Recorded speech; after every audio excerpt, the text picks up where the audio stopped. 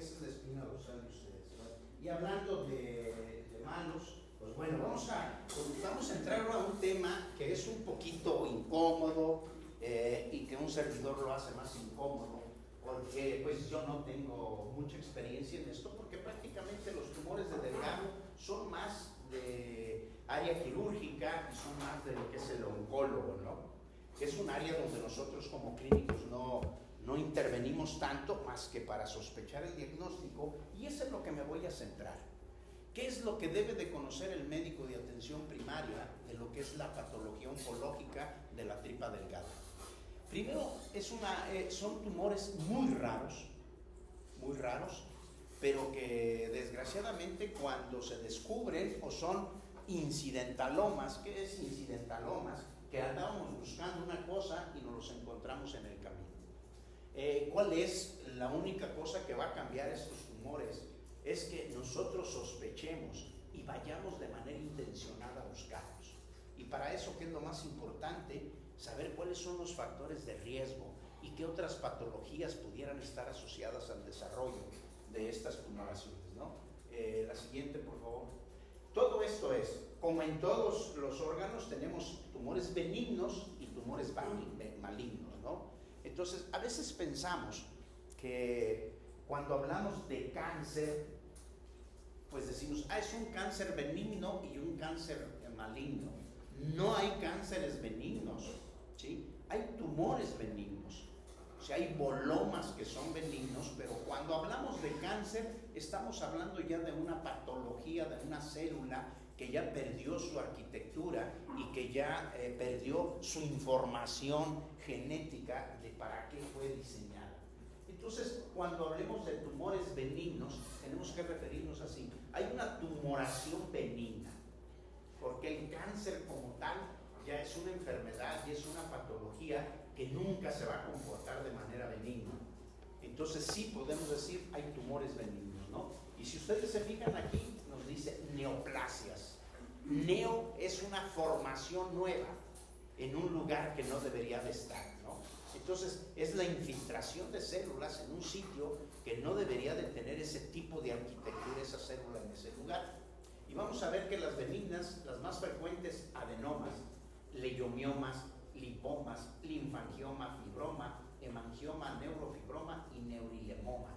Y entonces es cuando vamos a ver que a pesar de que son patologías muy raras, existe una variedad de tumoraciones en la tripa delgada que nos va a poner a veces a tener que preocuparnos un poquito por nuestro paciente. Y hay malignas, obviamente, por mucho la más frecuente, adenocarcinoma. Y luego tenemos el tumor carcinoide, luego tenemos los sarcomas, que quizás sean las segundas neoplasias en orden de frecuencia en la tripa delgada, tenemos los linfomas, y de aquí los sarcomas, pues una variedad de leiomiosarcoma, liposarcoma, fibrosarcoma, neurofibro y angiosarcoma. Todos los sarcomas van a ser tumoraciones bravas. ¿Qué es esto de cuando yo digo bravas? Es que tienen un comportamiento muy agresivo, ¿sí? Les voy a contar una historieta de Jorín Tellar y de Yolanda Vargas Luché. Mientras primero me tomo un trago en mi coca. Hace unos 2 meses que fui a mi pueblo, me llama pues casi de mi rodada, mi compañero, y me dice, oye Pancho, ¿cuántos días vas a durar aquí? Y dije, no, yo me voy y me regreso el domingo en la noche. ¿No podrás ver a mi hija? Y dije, ¿cuál? ¿Tu hija cuál? Una niña de 14 años. Y dije, yo no veo niños. No, pero échale un ojo y me dices a ver qué piensas. Esta niña empezó hace unos, ¿qué serían? Según eso tenía unos 6 meses, que le empezó a doler su rodilla. Empezó con un dolor de rodilla y que lo empezó a notar cuando jugaba, y le gustaba jugar voleibol, pues, o ese tipo de deporte, y empezó así con un pequeño dolor. La vio un ortopedista, un primo mío, bueno, en mi pueblo casi todos somos familiares, y le dijo, no, esto es por el crecimiento. Y le dio analgésicos. ¿Qué pasó? La niña siguió con el dolor, siguió con el dolor. La vieron en Guadalajara, en un hospital que se llama Puerta de Hierro, y le dijo el médico que tenía que hacer una resonancia porque pudiera tratarse de algún tumor. Probablemente él ya vio la rodilla en condiciones diferentes. A mí cuando me tocó verla, pues ya tenía su rodilla caliente, aumentada de volumen. Pues yo lo primero que pensé, le dije, tiene una artritis séptica. Y le dije, hay que puncionarla y estudiarle el líquido. Me dice, no, ya se lo hicieron en Guadalajara eso. ¿Ah? Le dije, lo que te pregunto es que allá me dijeron que le hicimos una resonancia y me dijeron que tenía un sarcoma. Dije, ay, ¿qué? Entonces fíjense cómo empezó, y efectivamente le analizaron el líquido de la articulación y tenía células, el líquido sinovial, y tenía células sugestivas de ser sarcomatosas. 14 años y le van a tener que amputar su pierna. ¿Sí? ¿Y cómo empezó? Con dolor. A ver, vamos a decir que el que la vio no pensó en eso. A ver, por favor, y probablemente ni yo lo hubiera pensado, ¿no? Pero esto, ¿qué quiere decir? Que tenemos que pensar mal a veces y no diagnosticamos lo que no conocemos. Eso es básico. Si yo no tengo idea de una patología, nunca voy a pensar en ella. Entonces, ¿qué quiere decir? Que la medicina personalizada, que ahora es el nombre de caché, dice, es que hay que hacer medicina personalizada. ¿Esto qué quiere decir? Que si preguntamos, si yo hubiera interrogado, bueno, no yo, porque realmente yo lo vi así, como la vi como de favor para mi amigo, ¿no? Pero si se interrogaba, se iba a ver que ella había tenido un primo hermano que le habían amputado su pierna en Estados Unidos porque hizo un sarcoma a los 19 años. ¿Qué pasó aquí? Que no se hace un interrogatorio adecuado, ¿sí? Que no sabemos interrogar a los pacientes.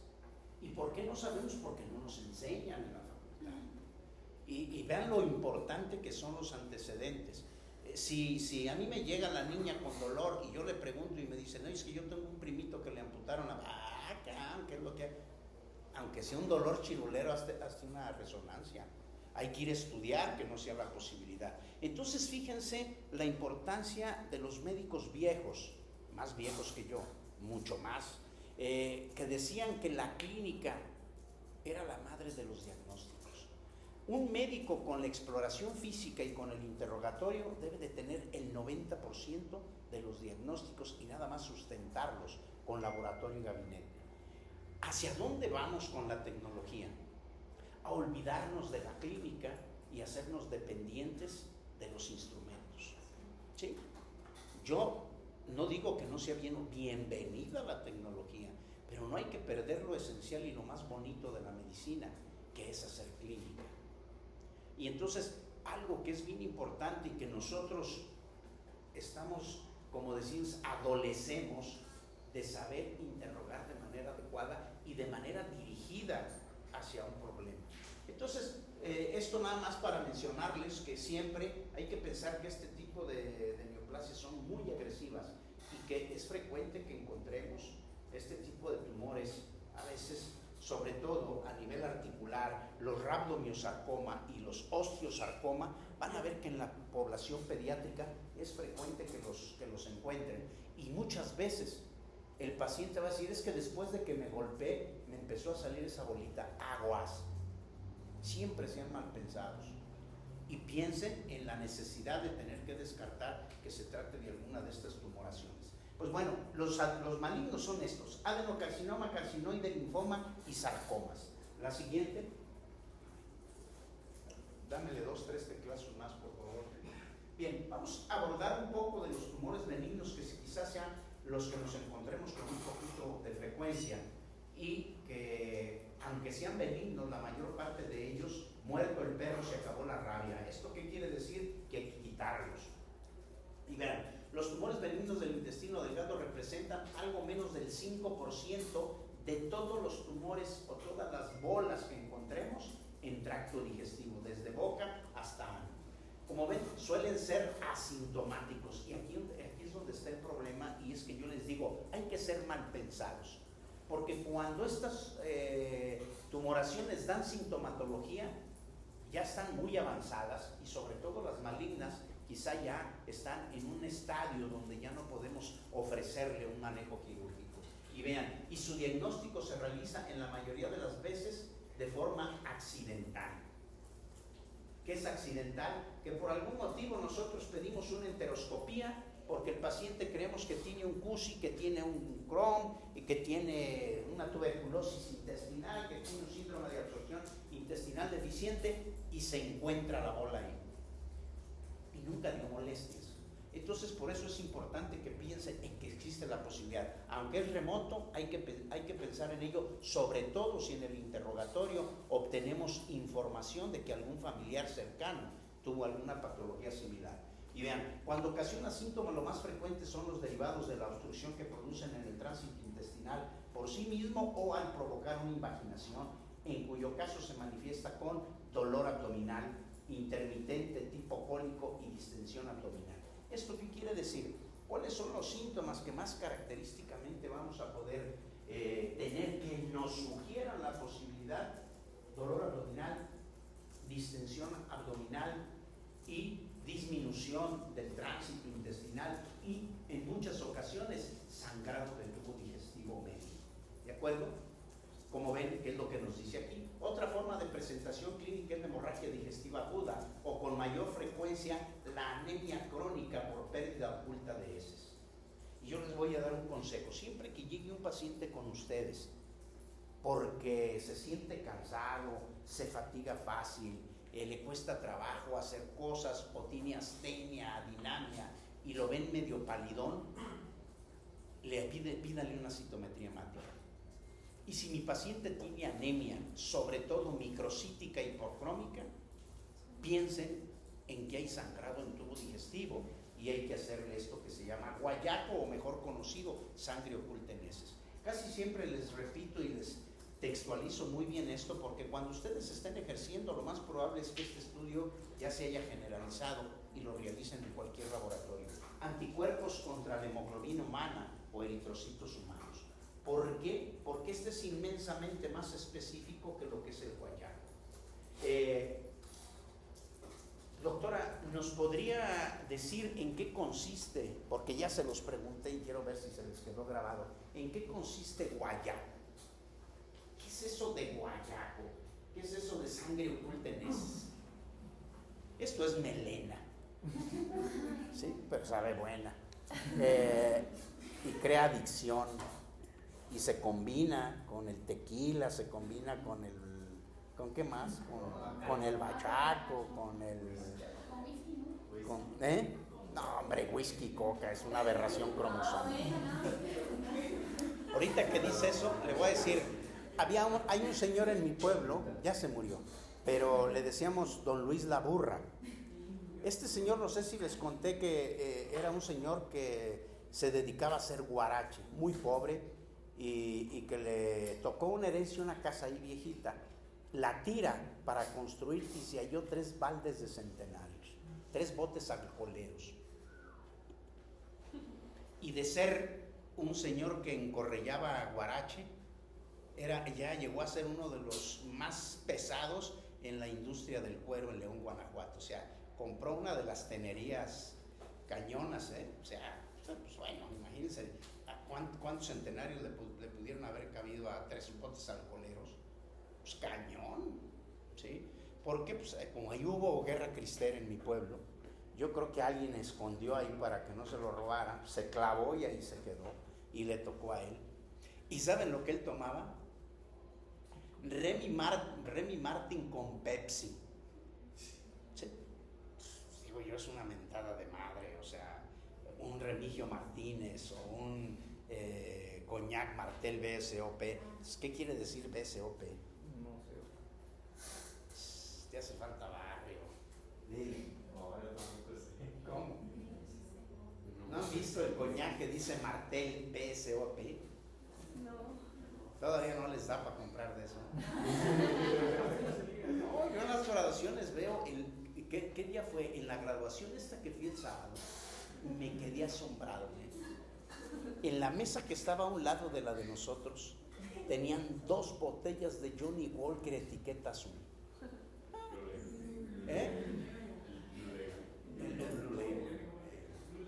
¿Sabes cuánto andan ahorita? 7, 9 lucas. O sea, tenían 2 botellas ahí. Bueno, parte creo que de Oaxaca, no sé de dónde, de Guerrero. Sí, ahí lo vi, es un medio gordito. Cañón, Y luego los vi que estaban mezclándola con refresco. No, mames. Yo sí me iba a parar y le iba a decir, oye, esto es para el récord Guinness, pero me iban a decir, pues es de nosotros, ¿no? Pero imagínate que una etiqueta azul lo mezcles con refresco, no, hombre. Pero bueno, ya le di tiempo a que se metiera Google.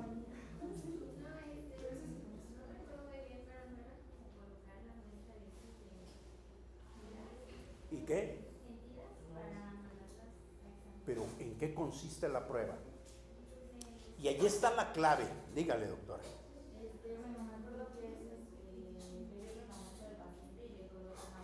Exactamente, es una reacción química, ¿sí? Se le pone agua oxigenada a las heces y si toman cierto color, quiere decir que sí hay sangre, pero esa sangre no sabemos de dónde viene. Si yo me comí un bistec en el Sonora Grill, no sé, es término medio, 3/4, bien cocida, pero el que está antes, ¿cómo se llama? Al punto. Bueno, si la pedí al punto, corto y sangra. Eso puede salir y eso me puede dar un falso positivo.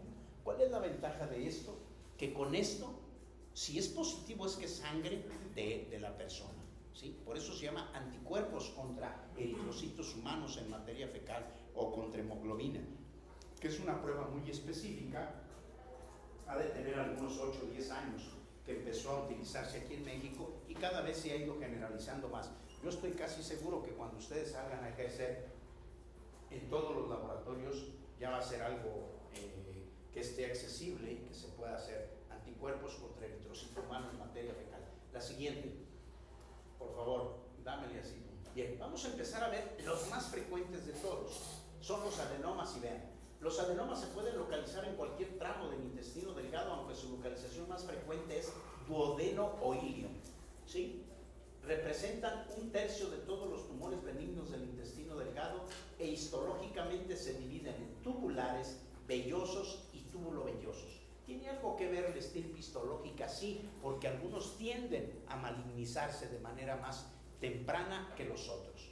Vean, los síntomas más habituales son dolor abdominal, que suele ser de tipo cólico e intermitente, pérdida de peso y anorexia.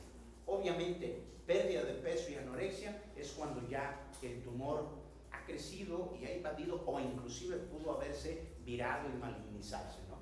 Y vean, el diagnóstico se realiza por endoscopía, ya sea por cápsula endoscópica, por enteroscopía de punción y enteroscopía de balón simple y de doble balón. Entonces, esto es lo que quiero que también ustedes vayan familiarizándose. Hoy por hoy aquí, que yo tenga conocimiento, ya hay una persona que hace enteroscopía de doble balón, es el doctor Escudero. Entonces, cada vez quizá ya los nuevos que vayan saliendo ya vendrán capacitados para hacer enteroscopías de doble balón. Y como ven, el tratamiento consiste en la resección local. Hay que quitar la tumoración, ¿por qué? Porque hasta un 35-40% de estos pueden llegar a malignizarse. La siguiente. Luego tenemos los leiomiomas. Y vean, los leiomiomas representan la tercera parte de los tumores benignos del intestino delgado, con un pico de incidencia en individuos de 50 a 60 años.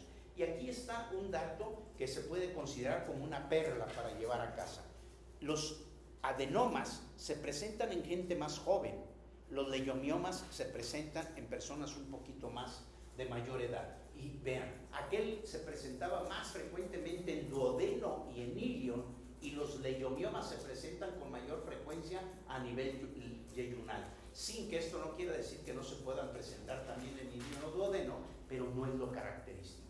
Entonces, clínicamente, esto nos puede ayudar a diferenciar si un paciente pudiera tener alguna tumoración, ya sea de tipo de leiomioma o adenocarcinoma. Acordemos que yeyuno, cuadrante superior izquierdo, ilion, cuadrante inferior derecho, donde nos va a dar la sintomatología, ¿no? Y vean, se desarrollan a expensas de la capa muscular y llegan a ulcerarse con bastante frecuencia. Esto es una característica que nos puede ayudar desde el punto de vista clínico. Si son tumoraciones que se ulceran con frecuencia, uno de sus datos característicos es que nos van a dar sangrado de tubo digestivo en la intensidad que sea, pero lo importante es que el paciente muchas veces, aunque no vea que las heces son, no necesariamente el paciente tiene que tener melena, porque a lo mejor la cantidad de sangrado no es lo suficientemente significativa como para que pigmente el excremento. Puede haber sangre oculta en heces sin que el paciente lo identifique, pero esto a la larga, ¿qué nos va a condicionar? Que el paciente tenga anemia. Y quizá si el sangrado no es tan significativo y la eritropoiesis es lo suficientemente como para no permitir que se manifieste clínicamente, pero sí, si yo estoy teniendo un aumento en la producción de eritrocitos, a la hora que yo hago una citometría hemática, mi hemoglobina y mi hematocrito no van a ser congruentes con los reticulocitos. Yo puedo tener una hemoglobina de 12, pero si tengo 2.5, 3 de reticulocitos, pues yo tengo que pensar, ¿por qué tengo los retis elevados? ¿Sí? Quiere decir que por algún motivo la médula tiene que estar trabajando de más para poder compensar esa hemoglobina. Y obviamente el volumen corpuscular y la concentración media de hemoglobina a lo mejor me puede estar discretamente disminuida porque se está consumiendo más hierro para que esa médula produzca más. Entonces, a veces cambios sutiles en un estudio nos tienen que hacer pensar clínicamente en que el paciente pudiera estar presentando algo y buscarlo, ir a buscarlo directamente nosotros, ¿no? Y como ven, como son tumores muy vascularizados y ulcerados, el sangrado gastrointestinal es la forma más frecuente de presentación. 65% de ellos van a presentar sangrado de tubo digestivo como una manifestación clínica. El diagnóstico requiere de técnicas de inmunohistoquímica y el tratamiento consiste en reacción local. ¿Qué es eso de inmunohistoquímica? Que hacen tinciones para detectar exactamente qué tipo celular es el que está afectado y para poder establecer que el paciente es un leiomioma, ¿sí? Necesita de pruebas histoquímicas y esto nos dice que el diagnóstico es histopatológico, ¿de acuerdo? La siguiente. Luego tenemos los lipomas. Yo creo que todos en algún momento hemos visto a algún paciente que tiene lipoma, no es más que una bola de grasa, ¿no? Y vean, se ubican con mayor frecuencia en el ilion y pueden ser únicos y a veces múltiples. Son tumores submucosos que pueden obstruir la luz intestinal, invaginarse y ulcerarse y obviamente otra vez presentar sangrado de tubo digestivo. La localización más frecuente es en el colon, pero esto no quiere decir que no se presenten de manera a lo mejor ocasional a nivel de lo que es tripa delgada.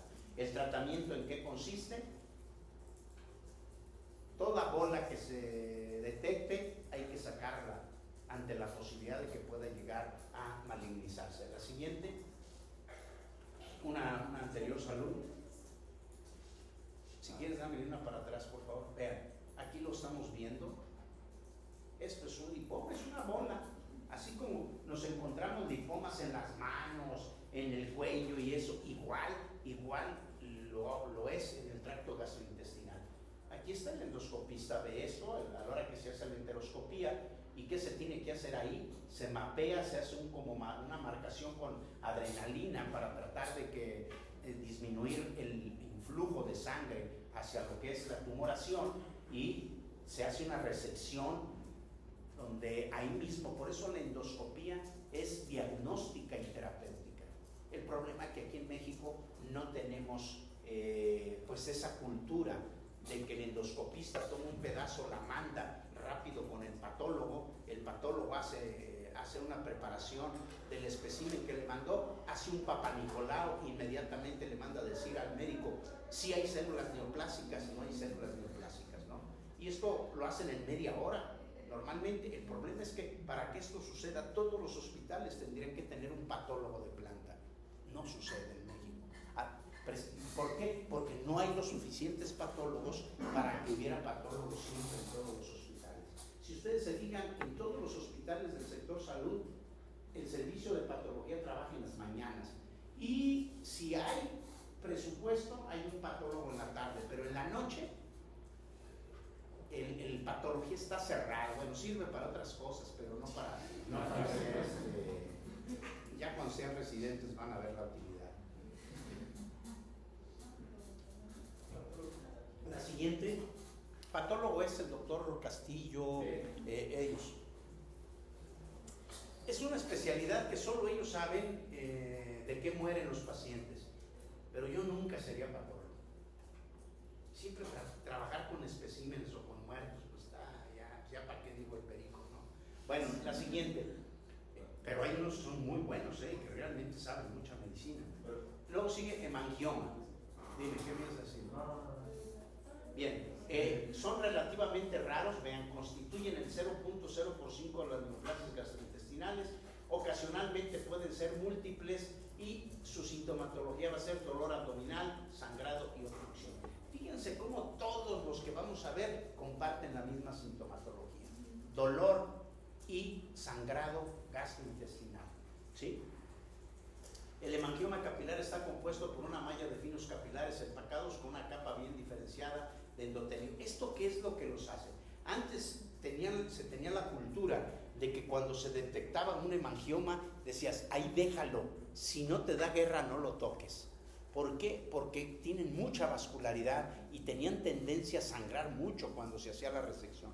Muchos de ustedes a lo mejor han visto por ahí algún familiar o algún amigo que tienen hemangiomas cavernosos. Son pacientes que tienen unos lunares rojos que a veces les abarca toda la cara, les engrosa los labios y eso. Hay unos que son muy dantescos y que estéticamente comprometen mucho. Así como se ven por fuera, así exactamente se ven por dentro. No sé si todos han tenido la oportunidad de ver. Es más, semestres previos por ahí había una alumna que tenía un hemangioma cavernoso que comprometía casi toda una de mi cara.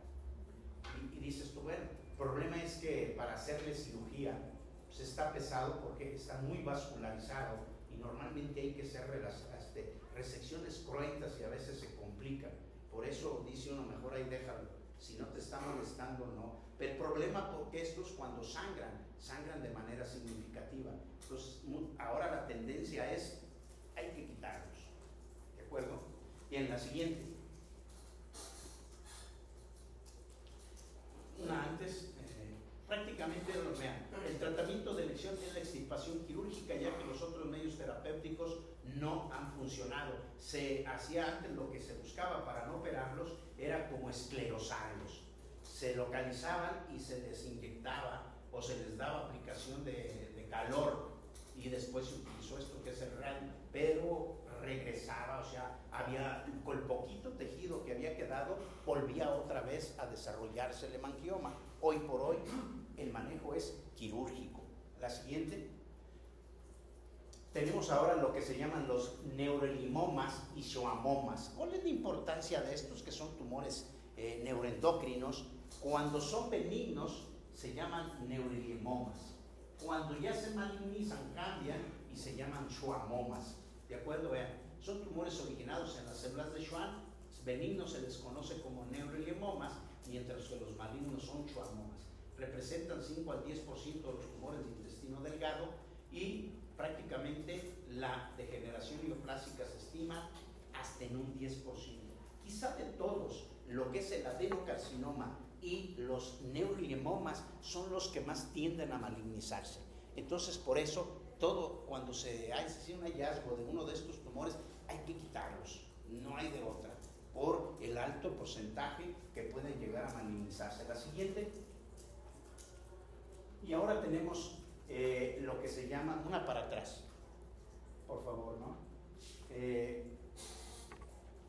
Creo que ya les había preguntado en alguna clase lo que era la enfermedad de von Recklinghausen, ¿no?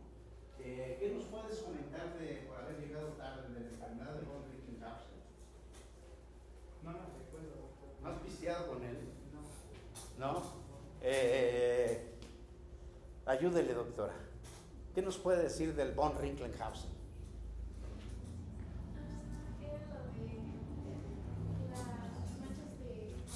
Manchas de café con leche. Neurofibromatosis. Cuando lleven el endocrino van a ver lo que es la neurofibromatosis tipo 1, tipo 2 o en neurología, probablemente ya lo vieron.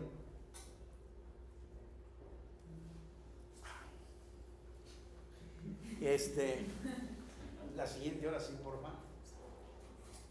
Y vean, el neurofibroma plexiforme es una tumoración difusa de la vaina de los nervios y que se asocia exclusivamente en pacientes con neurofibromatosis tipo 1 o enfermedad de von Recklinghausen. Si ustedes se fijan, esto es diagnóstico de banqueta. Cuando ustedes vean un paciente con neurofibromatosis, no lo olvidan, porque estéticamente es una cachetada en la nuca. La verdad, hay pacientes, si ustedes se meten y ven imágenes de lo que es la enfermedad de von Recklinghausen o la neurofibromatosis, van a ver, y les juro que a lo mejor ya vieron algún paciente así, pero nunca pensaron que se trataba de ese tipo de enfermedad, porque el aspecto, desgraciadamente, es muy desagradable y esto impacta de manera muy importante desde el punto de vista emocional al paciente, en su trato y en su desarrollo social, pues les da una limitación que ellos mismos se puede decir, no sé, se autoencierran, ¿no? Tratan de convivir muy poco por las características, pero desde que ustedes lo ven las lesiones que tienen estos y ven las manchas que tienen la característica así del café con leche, que no hay duda, dicen, este es un von Recklinghausen. Lo importante es que tenemos que pensar que así como hay esas tumoraciones en la parte exterior del cuerpo, las hay dentro y que hay que ir a estudiar a ver si existe alguna posibilidad de que pudiera también ahí. Como ven, estos pueden ser manifestaciones intestinales de enfermedades como lo que es el Recklinghausen o algunos otros tumores asociados a deformaciones óseas, y aquí está, trastornos psíquicos, endocrinos, y esto tiene un carácter de tipo hereditario. La siguiente, por favor. Obviamente es lo mismo, ¿no? El tratamiento en este sí es conservador, pero la mayoría de las complicaciones requiere, por la transformación o el riesgo de que se malignice, hay que quitarlas, ¿sí?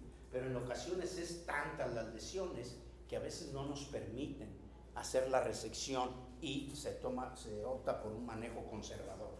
La siguiente.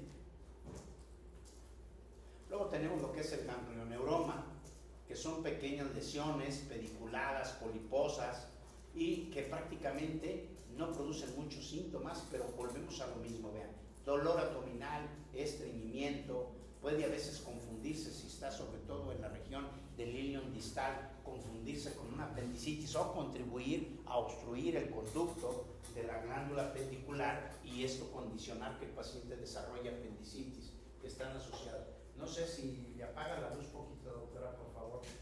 Véanlo, ¿sí? Es unas pequeñas, que muchas veces si el endoscopista no es cuidadoso, se le pasa, ¿sí? Puede pasarse desapercibido, pero ustedes vean, aquí está una lesión característica, que es lo que es un ganglioneuroma. Obviamente, en el momento en que el endoscopista hace el estudio, ahí mismo lo puede resecar, ¿sí? Por eso es que la tendencia actual, que los endoscopistas sean cirujanos. Ya a los gastros clínicos y a los internistas ya no se nos va a permitir hacer endoscopía como anteriormente. Anteriormente un gastro o un internista podía hacer un adiestramiento en endoscopía y realizar endoscopías. Hoy por hoy la tendencia es que un requisito para que alguien haga endoscopía es que sea cirujano. ¿Por qué? Porque si el cirujano lesiona, pues él tenga la capacidad y el entrenamiento para poder resolver las condiciones. Así es que si alguno de ustedes pensaba hacer medicina interna, luego gastroenterología y luego endoscopía, porque se gana mucho, pues ya váyanlo pensando bien, porque no nos van a dejar hacerlo. La siguiente. Luego tenemos lo que son los amartomas, que prácticamente todos estos tumores vienen siendo muy similares, no tienen las mismas características. Vean, el amartoma viene del griego amarta, defecto, y oma, tumor. Es una proliferación de células que corresponden a tejidos maduros que se encuentran habitualmente en el área del cuerpo afectado, crecen como una masa desorganizada y en ocasiones alcanza gran tamaño. Esta característica que tiene este tipo de tumoración hace que crezcan de manera intraluminal y que muchas veces su principal manifestación sea obstrucción intestinal, que obstruya el paso de lo que es el alimento, y esto sea la manifestación, que haya distensión, que haya manifestaciones de regurgitación, sensación de plenitud, y que sea lo que haga que acuda a consulta y que se observe, a lo mejor hasta con un estudio varitado, un tránsito intestinal, lo podamos identificar, pero ya con el advenimiento de la cápsula Bravo y de la enteroscopía, pues estos van a ser los estudios de elección para poder desarrollar. Y como ven, estos pueden ser únicos, múltiples y desarrollarse en cualquier parte del cuerpo. Los amartomas los podemos tener en cerebro, en hígado, en pulmón, en riñón, donde sea pueden aparecer este tipo de tumoraciones. La siguiente, y aquí los estamos viendo, vean, esto es un pequeño amartoma que se ve muy bonito ahí en la endoscopia, en la tripa delgada. Bueno, obviamente aquí mismo el endoscopista liga, hace una hemostasia, inyecta alrededor y luego agarra con una liga, lo secciona y checa que más o menos tenga unos 5 centímetros de libre de borde de cualquier tumoración, para que ya el paciente quede aparentemente curado, ¿no? Esta es la gran ventaja de los tumores benignos. La siguiente. Bueno, estos son síndromes que están asociados al desarrollo de tumores delgados. Ya hemos hablado mucho, ya lo van a ver más adelante, lo que es el síndrome de Peutz-Jeghers. Todos han tenido contacto con un Peutz-Jeghers, o cuando menos con imágenes. ¿Qué me puedes decir del síndrome de Peutz-Jeghers? ¿Cuál es la característica? ¿Cómo entenderías, cómo sospecharías que tu paciente tiene un Peutz-Jeghers si está sentado frente a ti en tu consultorio? ¿Qué características externas te harían pensar que tu paciente tiene un Peutz-Jeghers? Pues tengo entendido de que son pólipos oscuros en lo que es el tracto, bueno, en el intestino, y pues sí, tiene muchos pólipos como tal. Sí, pero tú que tienes tu ojos de rayos X o de endoscopia, ¿cómo los vas a ver? Fíjate, mi pregunta fue, ¿qué características externas típicas de un Peutz-Jeghers conoces que te pueda permitir sospechar que el paciente tiene un síndrome de Peutz-Jeghers y que lo más probable es que tenga pólipos intestinales? Manchas oscuras en la boca, ¿no? Exactamente. En los labios, en la lengua, se ven como pecas, ¿sí? Esas características, inmediatamente que ustedes lo vean, digan, este cuate tiene un Peutz-Jeghers. Y a eso les quiere decir que le tienen que hacer un estudio endoscópico, colonoscópico, enteroscópico, pero que le tienen que hacer algo, ¿no? Y no nada más verá, es un Peutz-Jeghers, se lo mando al gastro. No, ustedes como médicos de atención primaria pueden solicitar que le hagan una enteroscopía o que le hagan una colonoscopía para descartar la posibilidad de que este paciente tenga tumoraciones, y no nada más benignas, porque se asocia a muchas patologías de tipo maligno, ¿no? La siguiente. Aquí estamos viendo las lesiones poliposas. Vean, este está lleno, Todo esto que ustedes ven aquí son pólipos. Tiene una poliposis juvenil. Esto equivale a, síganlo, porque en algún momento de la vida va a desarrollar un cáncer, o de tubo digestivo medio o de tubo digestivo bajo. La siguiente. Bueno, son lo mismo, son síndromes que están asociados, no nos vamos a detener ahorita en eso. La siguiente. Bien, ahora vamos a entrar a los tumores malignos, ¿sí? Doctora, ¿me podría decir para usted, en lo que ha leído, cuál es el tumor más frecuente maligno de la tripa? Adenocarcinoma. Donde le busquen, desde boca hasta ano, adenocarcinoma. Si les preguntan, ¿cuál es la tumoración más frecuente de tracto digestivo? Adenocarcinoma. ¿De acuerdo? Y vamos a ver la siguiente, por favor. Hay 4 patologías o 4 estirpes histológicas que con mayor frecuencia vamos a encontrar como tumores malignos en lo que es la tripa delgada. Y van a ver adenocarcinoma. 4 a 6 de cada 10 pacientes que tengan un tumor de tripa delgada va a ser adenocarcinoma. Después vamos a ver los tumores carcinoides, los sarcomas y los linfomas, ¿sí? En esta frecuencia, obviamente siendo el de más mal pronóstico las lesiones sarcomatosas o los sarcomas son los que quizás tengan el peor pronóstico de todos ellos. La siguiente. Este es un estudio de la Nutripasta para que nos demos una idea de cómo es la distribución en nuestro país. ¿Y por qué es una distribución? Bueno, porque el hospital de referencia que quizá maneje o reciba más pacientes con este tipo de tumoraciones, pues es el Instituto Nacional de la Nutrición.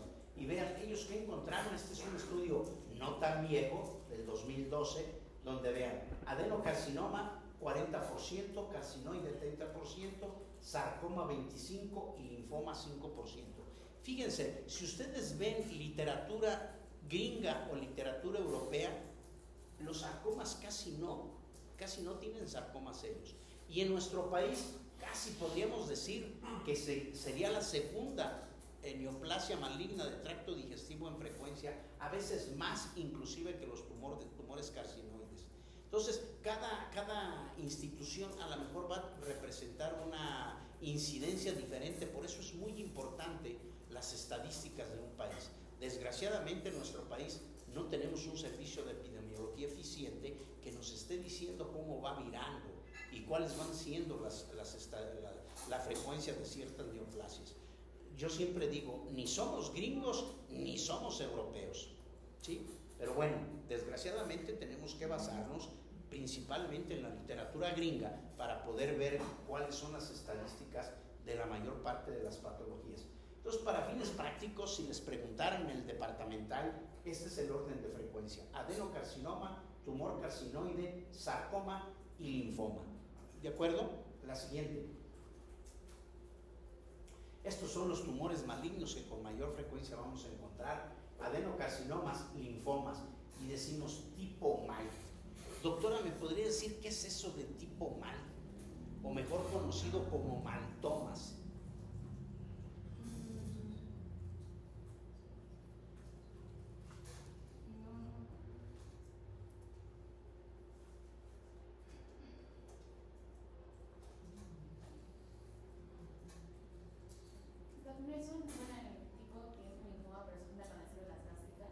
¿Las células qué? Así es. Es un linfoma asociado, es tumor linfomatoso asociado a la mucosa intestinal, ¿no? ¿Y por qué se los pregunto? Porque yo les dije, cuando estaban leyendo cierta patología de más arriba, que cuando tuviéramos esa lesión, en la presencia de ese bicho nos podría ocasionar que se desarrolle ese tipo de tumor. Los linfomas siempre, donde sea, van a tener dos picos de presentación: entre los 15 y los 25 años y después de los 65 años, ¿sí? Cuando revisamos enfermedad por Helicobacter pylori, yo les comenté que si yo tengo un paciente que tiene una lesión a nivel gástrica y es un paciente joven y tiene historia de haber tenido infección por Helicobacter pylori, sobre todo con cepas positivas BAG-A y CAG-A, aguas, porque puede estar desarrollando un maltoma, ¿sí? O sea, es un linfoma asociado a las células del tejido de la mucosa intestinal. Entonces, quizás sea el tipo de tumoración dentro de los linfomas que más frecuentemente vamos a encontrar en lo que es el tracto intestinal. Luego tenemos los carcinoides y luego tenemos el sarcoma asociado a la mucosa gastrointestinal, ¿no? Los diferentes leiomiosarcoma, angiosarcoma, sarcoma de Kaposi. Y ojo con esto, ¿alguno de ustedes ha visto un Kaposi? ¿Sí? Nunca se olvida, cuando uno ve un Kaposi, lo vuelve a ver y dice, este es un Kaposi. ¿Por qué es importante el Kaposi? Si tú te encuentras un Kaposi en un paciente de 27 años que está teniendo pérdida de peso, que tiene síntomas B y que va contigo porque tiene diarrea, ¿qué es lo primero que tienes que descartar? Dice, doctor, fíjese que últimamente, hace unos 6 meses, he perdido 10 kilos de peso. En la noche me empapo en sudor, he tenido fiebre y tengo 7, 8, 10 evaluaciones todos los días. Y me salieron estas lesiones, y tú ves una lesión rojo, vinosa, y dices, perdón, y dices, esto es Kaposi. ¿Qué es lo primero que le tienes que hacer?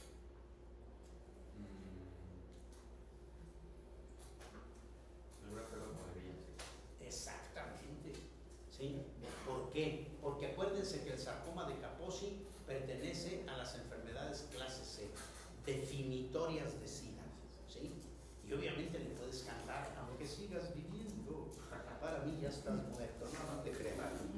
O sea, hoy ha cambiado mucho el pronóstico, pero ojo con esto, los sarcomas de Kaposi, esta está muy buena. A ver, a usted le llevan un niño que tiene 14 años, él era de ascendencia africana, a su papá lo mandaron aquí a la embajada de África, aquí en México, y el paciente llegó con usted porque tenía odinofagia, fiebre, ataque al estado general, y usted dijo, es una amigdalitis. Ya le prescribió amoxicilina con ácido clavulánico y todo, lo mandó, y a los 2 años otra vez se lo traen. Y el paciente ya trae un boloma aquí, que es ¿Linfoma de Burkitt? un linfoma de Burkitt. Muy bien, muy bien tirada esa pelota. Ojo, el linfoma de Burkitt se asocia mucho al virus de Epstein-Barr, ¿no? Bueno, la siguiente. ¿Qué pasa desde el punto de vista fisiopatogénico? Vean,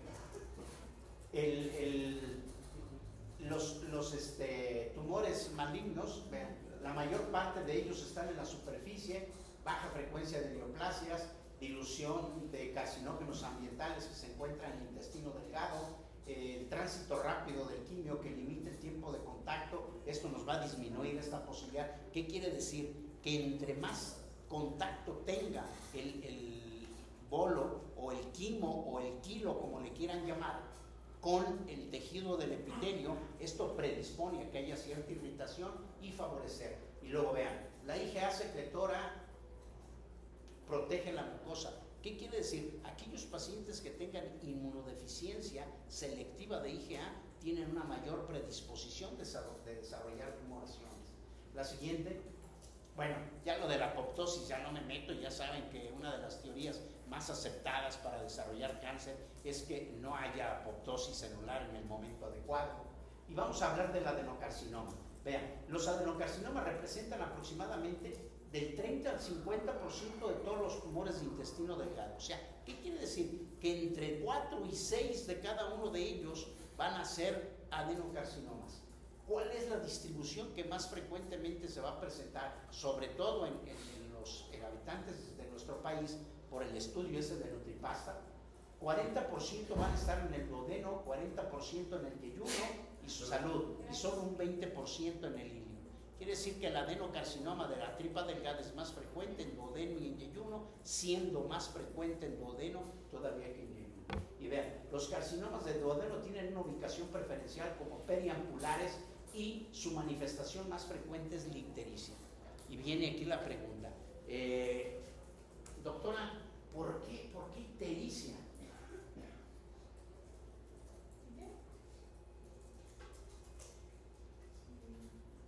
Porque una de las manifestaciones más frecuentes de los adenocarcinomas duodenales nos van a dar ictericia.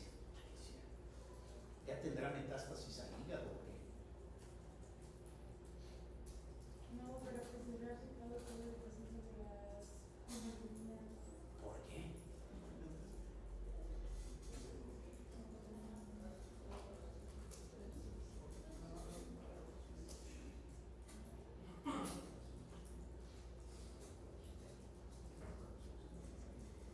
Fíjese lo que dice ahí, que la mayor parte de ellos son periampulares. ¿Qué importancia tiene eso de que sean periampulares? Cuando vimos generalidades de Delgado, ¿en qué les hice énfasis? Les hablé del conducto de Santorini, les hablé del conducto de Virchow. Como ya se ven afectados, ya están, como están todos conectados, obviamente. Se hace un cortocircuito.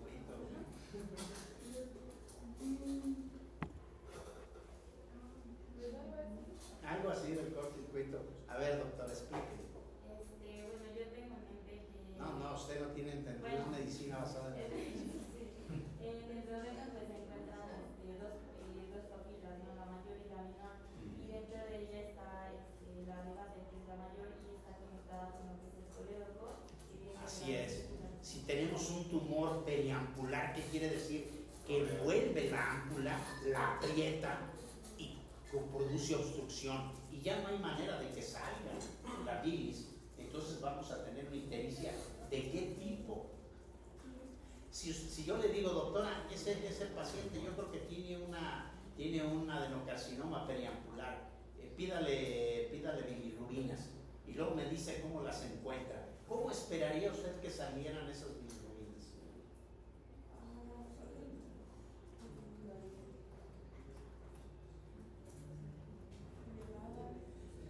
¿Cómo pues?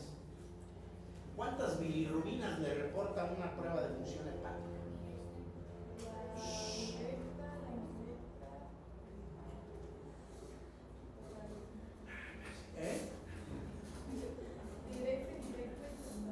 ¿Y cómo esperaría encontrar el patrón?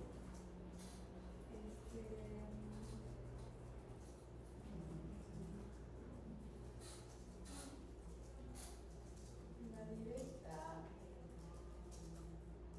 o sea, en valores. Sí. En valores o dígamelo así como usted lo pueda entender. Fíjense qué importante es, porque eso es lo práctico. O sea, no me interesa que se sepan así de manera estricta. Obviamente, ya los laboratorios les van a pintar una flechita o una estrellita, ¿no? Que dice, bueno, ya te está diciendo que algo está normal ahí. Lo que me interesa es que ustedes sepan cómo interpretar los estudios. Porque desde ahí están quitando casi como el 50 o el 60% de posibilidades diagnósticas y se abocan específicamente a unas posibilidades. Entonces, si usted tiene un adenocarcinoma periampular y el paciente va con usted porque se puso amarillo, antes a lo mejor si el dolor abdominal o eso le valía, pero ya cuando le dijeron, oye, te estoy viendo amarillo, se asustó porque algo tengo en el hígado y ya fue corriendo con usted. Si en el hígado no tiene nada, el problema está en otro lado, pero el paciente se asustó porque se vio amarillo y relacionó lo amarillo con el hígado. Y usted va, le hace una endoscopía y le detecta una tumoración periampular y dice, voy a pedirle unas bilirrubinas porque está intento. ¿Qué es lo primero que usted hace ante un paciente que llega con usted amarillo a su consultorio? Pues le pide pruebas de funcionamiento hepático, ¿no?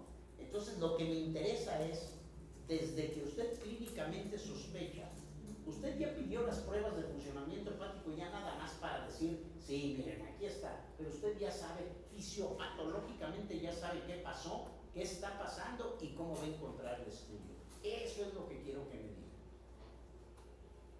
Porque eso es lo práctico de interpretar un estudio.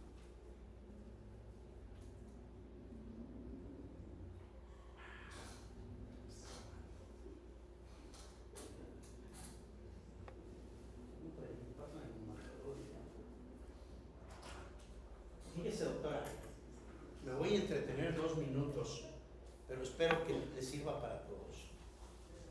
Bilirrubina total, bilirrubina directa y bilirrubina indirecta. Y se los digo porque ya lo vimos cuando vimos semiología de tracto digestivo. Les había dicho, si yo tengo la bilirrubina indirecta, es un problema hemolítico. ¿De acuerdo? Si yo tengo esta elevada, es un problema obstructivo. ¿Sí? Entonces, yo ya sé cómo voy a encontrar mi perfil de las bilirrubinas. Yo voy a tener la bilirrubina total elevada a expensas de la bilirrubina directa o conjugada. ¿Qué es eso de conjugada y no conjugada? No conjugada es que todavía no llega al hígado. Llega al hígado la bilirrubina y se mezcla con la cloniltransferasa y esto lo convierte para que pueda ser excretada por el riñón, porque esta es, la conjugada es hidrosoluble y esta es liposoluble, ¿sí? Antes de que llegue la bilis al hígado, es liposoluble, por lo tanto no puede atravesar, no puede salir por el riñón. ¿Qué quiere decir? Que si yo estoy amarillo y no estoy orinando como la Coca-Cola, lo primero que tengo que pensar es que en algún lugar estoy embolizando, estoy destruyendo mis eritrocitos. Pero si yo llego amarillo y le digo, doctor, estoy orinando como la Coca-Cola y estoy haciendo del baño como la cal, no tengo problema. Desde ahí, antes de que me llegue el resultado, yo ya sé que mi problema es obstructivo. ¿Sí me explico? Porque la única bilirrubina que va a aparecer en la orina y que va a tener problemas, que va a dejar de pintar las heces, es la bilirrubina conjugada. Puedo tener un patrón mixto, pero de entrada yo ya sé que mi predominio va a ser por la bilirrubina conjugada. Y esto clínicamente todos ustedes lo tienen que saber. Mi paciente está amarillo y no pintó, y no hay coluria y apolia, hemólisis. ¿De acuerdo? Mi paciente está amarillo y tiene coluria y apolia, obstructivo. En algún lugar de la bilis después de que entró al hígado hay problema. O es en el hígado, o es en la vesícula, o es en la vía biliar, o es el páncreas que está obstruyendo la segunda porción del duodeno. ¿Sí me explico? Y esa es una manera rápida de que ustedes pueden descartar muchas patologías. En el adenocarcinoma, este tipo de adenocarcinoma que es periampular, por eso tiene ictericia, porque el tumor está obstruyendo la salida de la bilis a nivel de lo que es la ámpula de Barter. ¿De acuerdo? Que es el conducto principal, el otro es un conducto accesorio que sale en lo que es la carótida menor o la ámpula menor, ¿no? Bueno, ¿cuáles las manifestaciones clínicas? Dolor abdominal, anemia y obstrucción intestinal. Si se fijan que volvemos con lo mismo, hay un dato muy importante, sangrado de tubo digestivo. Vuelvo a ser enfático en esto. ¿Qué pasa cuando yo encuentro a un paciente que llega a mi consultorio y le detecto anemia? Yo tengo que estudiar de dónde viene. Por eso es bien importante, cuando llevaron hematología, tuvieron que haberles enseñado a cómo protocolizar el abordaje de un paciente con anemia. El clasificar desde el punto de vista morfológico las anemias es fundamental para el médico de atención primaria. Yo no puedo salir de la facultad si no sé clasificar fenotípicamente una anemia. ¿Cómo es? Si es micro, si es macro, si es hipocrómica, si es hipercrómica, si es regenerativa o si es arregenerativa. ¿De acuerdo? Entonces, ¿qué quiere decir? Si ustedes se fijan aquí en México, desgraciadamente nunca nos reportan reticulocitos, pero en Estados Unidos y en Europa es de cajón toda citometría hemática, aunque yo no la pida, debo de tener reporte de cómo están los reticulocitos, porque el primer apellido, el nombre, el apellido, se lo tienen que poner siempre que llegue un paciente con anemia con ustedes. Y en la patología de tracto digestivo va a haber mucho paciente que el motivo que lo haga acudir con ustedes realmente es porque le dijeron, oye, te veo muy pálido. Y ya el paciente se asustó y ya fue con el médico de atención primaria y ustedes le piden una citometría hemática y ven, tiene 9 de hemoglobina y dicen, a Chihuahua, ¿qué pasó? Espero que no sean como muchos de los médicos en mi pueblo, que lo primero que hacían los metían al hospital para transfundirlo. Espérate, cara. Ustedes mandan a un paciente con anemia a un hematólogo después de que lo hayan transfundido y les va a mentar su mouse el hematólogo, porque va a ver todo empaquetado en la médula, no va a poder ver nada. Bueno, los que son hábiles saben cómo buscar algunos detalles, pero nunca transfundan si realmente el paciente no tiene hemoglobina por debajo de 7, y nunca transfundan si el paciente no tiene la vida en peligro. Primero estudien por qué y qué tipo de anemia tiene. ¿Sí? Doctora, dígame más o menos cómo clasifica las anemias. Pues las anemias se clasifican en microcítica, macrocítica. ¿Eso qué quiere decir y en dónde lo ve? Pues es el tamaño, bueno, en la citometría hemática las clasificamos por tamaño, por el color que tiene y ajá, si son regenerativas o regenerativas. A ver, dígame primero el tamaño. ¿En dónde lo ve?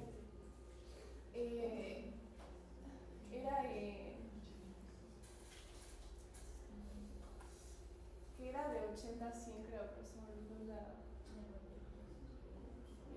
volumen muscular medio creo. Volumen corpuscular medio, muy bien. De 80 a 100, ¿qué? Así le van a reportar. Ajá. 89 FL. ¿Qué es eso de FL? Denle chance. Ay, no me acuerdo. ¿No? No. Ayúdenme. Fentolitros. Fentolitros. ¿De acuerdo? ¿Sí? Entonces, ¿dónde ven el tamaño? Volumen corpuscular medio. ¿Y por qué me meto a esto? Porque ya vimos sangrar el tubo digestivo, vamos a ver sangrar el tubo digestivo bajo y van a ver que es muy importante porque muchas veces el paciente va con nosotros. Y como médicos de atención primaria tenemos que hacer unas chuchas cuereras para protocolizar el estudio de la anemia. Entonces, primero vamos a ver tamaño y luego me dice color. ¿Qué es eso del color? ¿Qué alteraciones hay en el color? Pues depende, si hay deficiencia de hierro va a estar hipocrómica. Hipocrómicas, bien. ¿Qué más?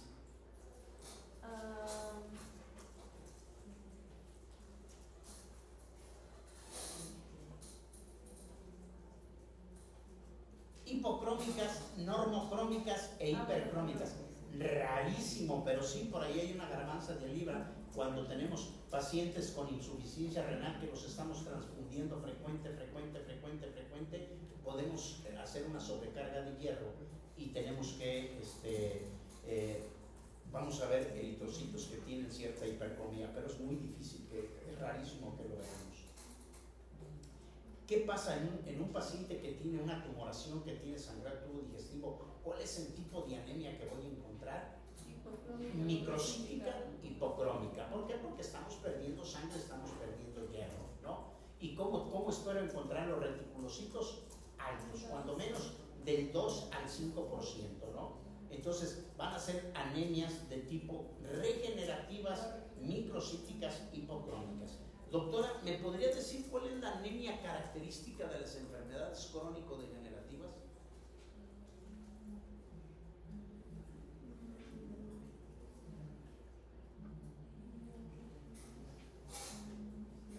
Sí, pongo el lastra ahí.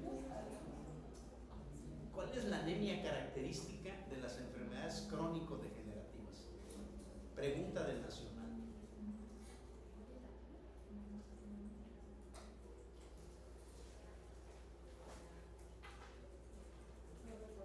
¿No?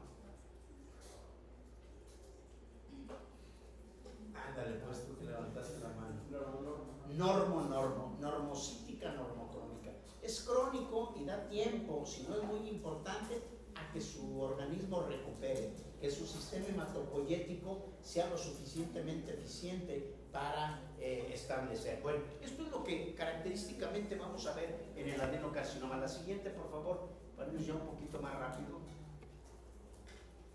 Vean, la presentación más frecuente de los adenocarcinomas van a ser obstrucción intestinal y sangrado.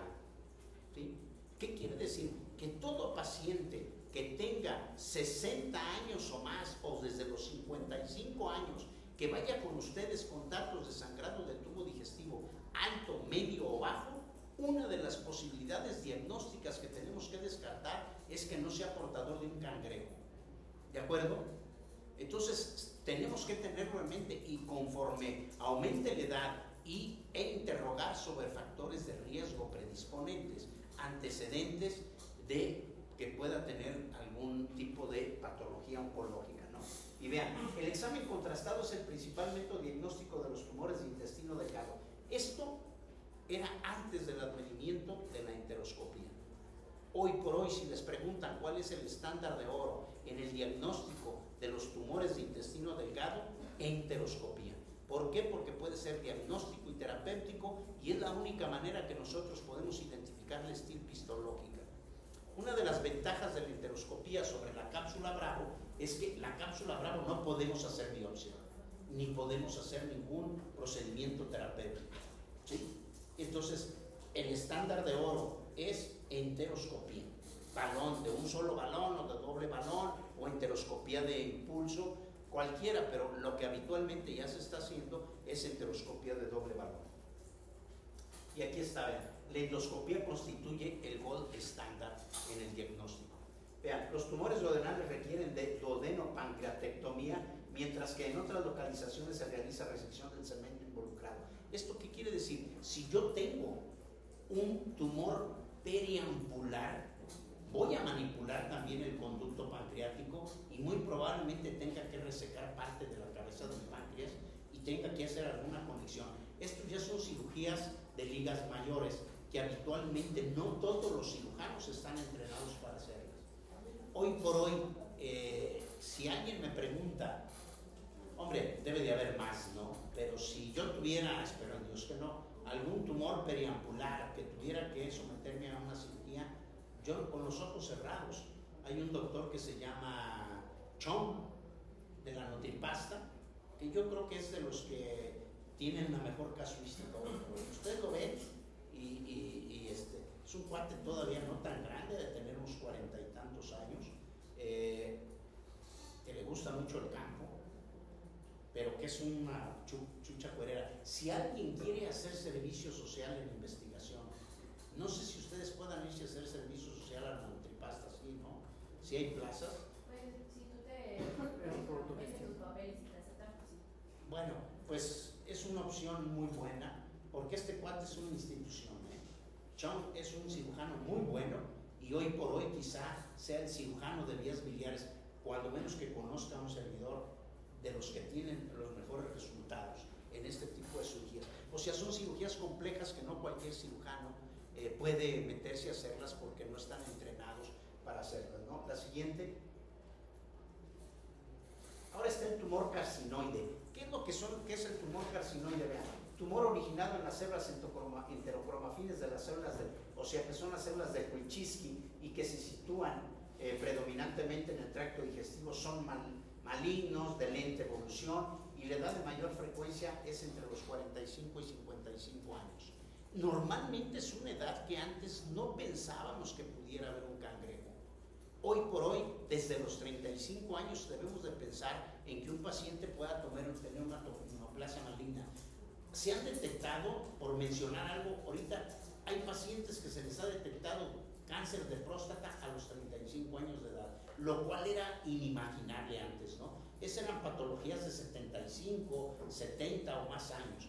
Hoy por hoy hay que pensar también en patologías neoplásicas aún en personas de esas edades, ¿sí? Entonces hay que tener cuidado con eso, ¿verdad? Pero este se caracteriza por ser de una evolución lenta y que se presenta predominantemente en adultos jóvenes. Vean, estos tumores se originan en las células del intestino primitivo y los carcinoides del intestino delgado se ubican más frecuentemente en ilion y en la mitad de los casos suelen ser múltiples. Entonces, si yo les preguntara cuál es el sitio más frecuente de presentación del tumor carcinoide a nivel de la región iliac. La siguiente, le estoy dando algo de los que pudieran, de dónde les pudieran sacar preguntas para el departamental, ¿no? ¿Qué se me ocurriría a mí? Como que me interesaría que ustedes conocieran. Luego a veces les preguntan unas cosas que del gránulo azul de la mitocondria verde, que como para qué, clínicamente, para qué me interesa saberlo, ¿no? Pero bueno, es respetable. Esto es más o menos, vean, los síntomas pueden ser obstrucción, diarrea, masa palpable, porque como es de región iliac, yo puedo sentir una tumoración en el cuadrante inferior derecho y me debe de hacer sospechar la posibilidad de que pudiera tratarse de un tumor carcinoide. Vean cómo es el crecimiento hacia la luz de lo que es la tripa y las características. Aquí macroscópicamente no podemos saber si es benigno o es maligno. El endoscopista no puede saber. Hay lesiones que macroscópicamente, desde que las ve el endoscopista o el cirujano, dice, este tiene carácter de maligno, ¿no? Porque hay calcificaciones, hay ulceraciones, pero habitualmente estos no logran hacer ese tipo de características. Y vean, el tratamiento obviamente es quirúrgico y son tumores malignos de evolución lenta, pero que superan el 50% de ellos sobrevida 5 años. ¿Por qué? Por su misma evaluación, cosa muy distinta a lo que son las lesiones sarcomatosas. La siguiente, los linfomas. Creo que ya hemos hablado un poquito más de lo que son los linfomas, que están asociados a la infección por Helicobacter pylori, que tienen 2 picos entre los 15 y los 25 y arriba de los 55 años, y que pueden presentarse predominantemente los linfomas intestinales, si no es el maltoma, suelen ser como los sarcomas, metástasis de algún otro sitio. La siguiente. Vean, los linfomas primarios se localizan predominantemente en el ilion, que contiene la concentración más alta del tejido linfoide. ¿Qué características tiene el ilion? Cuando ustedes llevaron infectología y les hablaron de salmonelosis o de fiebre tifoidea, ¿qué les dijeron? ¿Cuál era una de las complicaciones más frecuentes a partir de la tercera semana de evolución? Perforación. ¿Y por qué? Por las placas de Peyer. Acuérdense que ahí es donde por ahí se mete la salmonela, y las placas de Peyer son tejido linfoide especializado, ¿no? Que les dije yo que el 70% del tejido linfoide está en la tripa, ¿de acuerdo? La siguiente. Aquí, esto, yo no tengo duda, no necesito, yo hasta si soy estudiante de primer semestre y veo esta lesión, yo digo es mala, ¿no? Por las características macroscópicas, ¿sí? Sí, pues es una lesión ulcerada, de características que se ven feas, pues obviamente ahí no hay problema, porque el patólogo, digo el endoscopista o el cirujano, macroscópicamente ya sabe que va a estar ante una lesión de tipo maligna, pero no todas las lesiones se caracterizan así, y esto me va a decir clínicamente cómo se va a manifestar, ¿no? Protruye hacia la luz, se ulcera y me va a dar obstrucción y me va a dar sangrado de tracto digestivo, ¿no? Y vean, el tejido linfoide asociado a la mucosa, que es maltoma, linfomas de células T u otro tipo de linfomas como el linfoma de Burkitt. Acuérdense, el linfoma de Burkitt está íntimamente relacionado o hay historia de haber padecido mononucleosis infecciosa, ¿no? A lo mejor ese paciente llega con ustedes a los 55 años y si no le preguntan, oye, ¿qué enfermedades tuvo en su infancia? No, doctor, fíjese que yo una vez me dijeron que tuve mononucleosis infecciosa. Aguas, ya saben que el 90-95% de la mononucleosis infecciosa es secundaria a virus de Epstein-Barr, ¿no? La siguiente.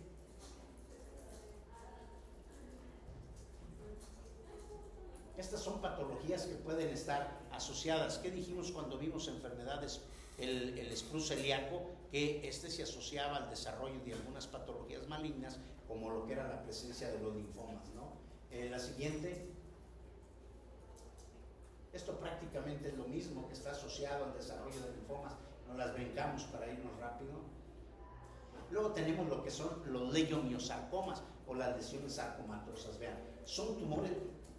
¿Qué pasó? No me le vayas. Son tumores grandes. Los síntomas más frecuentes son obstrucción y sangrado. Al momento de ser neoplasias que tienen un crecimiento rápido, pues una de sus primeras características es que nos van a dar obstrucción intestinal, que pueden ulcerarse y que van a tener sangrado del tubo digestivo. Vean, el sangrado se manifiesta como melena o como hematoquesia debido a la ulceración central. Doctora, ¿qué es hematoquesia?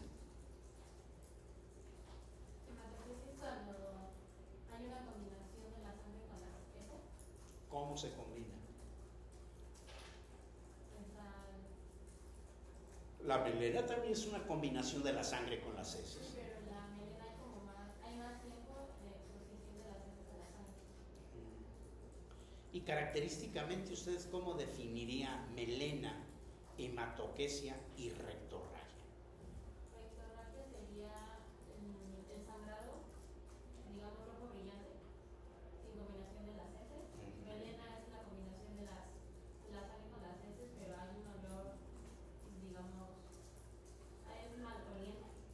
¿Una qué? No le escuché. Mal olor. ¿Mal olor? Ajá, tiene la melena hay mal olor. Y la hematoquesia, pues, solamente sería más la combinación. ¿Pero cómo? Pues, dele chance, ella va a poder.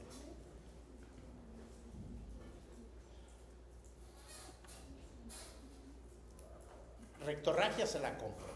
Es el sangrado independientemente de la expulsión de materia fecal. Pero hematoquesia, ¿qué es?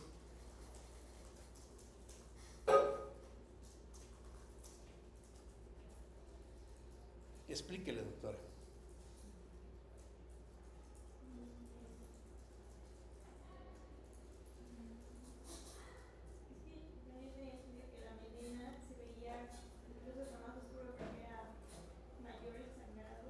mayor el sangrado en la melena que en la hematoquesia.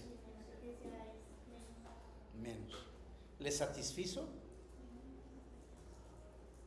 No. Bueno, dice que no, que again, que le explique bien cómo es eso. Fíjense, ¿por qué me detengo en esto? Porque a estas alturas ya tendrían que ustedes tener bien claro qué es esto. Hematoquesia es sangre fresca mezclada con las heces. Melena es sangre digerida, ¿sí? Acuérdense que para que se forme la melena al menos tuvo que haber tenido 10 horas la sangre en tracto digestivo.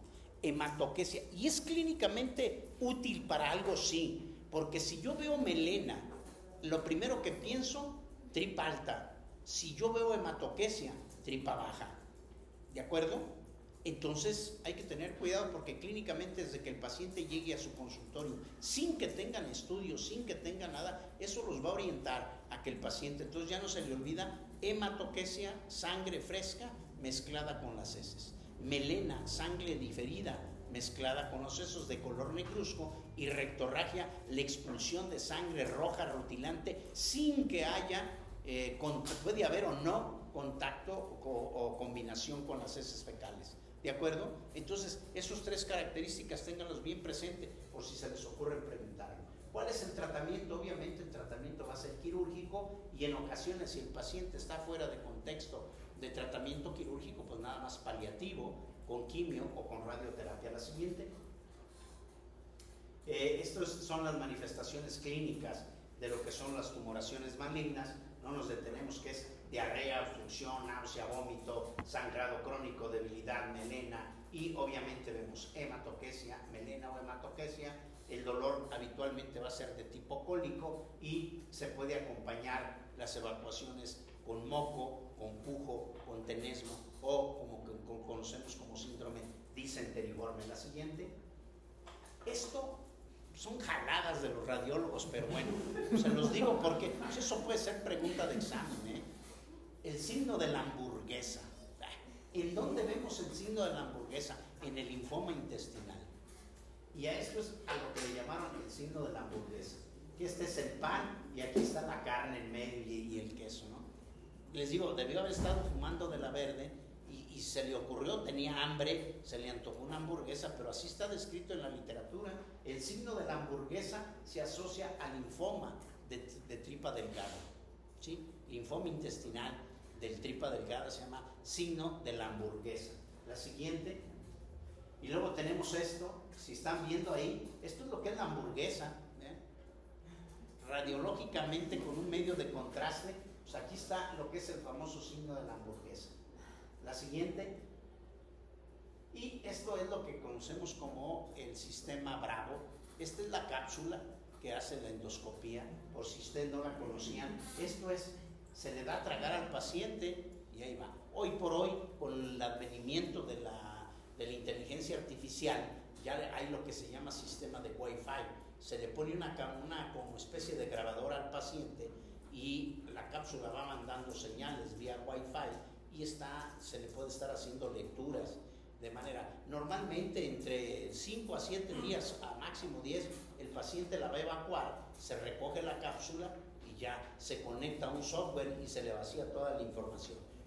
Había veces que el paciente no se daba cuenta, evacuaba la cápsula, le bajaba al baño y adiós, y se acababa el estudio. Sí, por eso es que ahora está el diseño de que vaya mandando sistema por vía Wi-Fi a la grabadora que se le coloca al paciente para que se puedan captar las imágenes y si acaso el paciente se le puede, no está pendiente y se va. Pues imagínense, si la cápsula viene en medio de algo bastante prominente, ni modo que el paciente le vaya a andar buscando y no lo va a buscar, ¿no? Pues no se da cuenta y se pierde la cápsula, ¿no? Entonces la siguiente, pero para que conozcan cómo es. Este es un estudio que la tomografía contrastada nos puede ser de mucha utilidad para ver cómo vemos el tipo de lesiones y cómo hay ganglios ya tomados que el paciente nos está diciendo que tiene una patología avanzada. La siguiente. ¿Esto cómo se llama? Laparoscopía diagnóstica, ¿sí? El paciente no sabemos qué tiene. entonces el cirujano entra por medio de la... Esto vino a revolucionar mucho el diagnóstico de la patología del tracto digestivo delgado antes de que viniera la enteroscopía. La enteroscopía es inmensamente menos invasiva porque aquí estamos invadiendo el organismo, pero es una manera de que también puede ser diagnóstico y terapéutico. La siguiente, para si alguien no había visto todo el mundo ha visto ya una laparoscopía, ¿no? Sí. Bueno, entonces no me detengo. Pues esto es como el paciente puede, por medio de una tumoración, condicionar un síndrome oclusivo y comprometer la circulación. Esto se llama trombosis mesentérica, que yo le digo trombosis cementérica porque antes se clavaban todos. La siguiente. Esto, ¿cómo vamos a clasificar los tumores? No me detengo. T1, N1, TNM. Lo van a ver mucho en oncología médica, por eso no pierdo el tiempo en eso. T es tamaño del tumor, N presencia de ganglios linfáticos y M metástasis. La siguiente. Bueno, T4 pues obviamente es un tumor que invadió las 4 capas del tracto gastrointestinal y que ya muy probablemente invadió estructuras adyacentes. La siguiente. Y finito final. ¿Preguntas de esto? Bueno,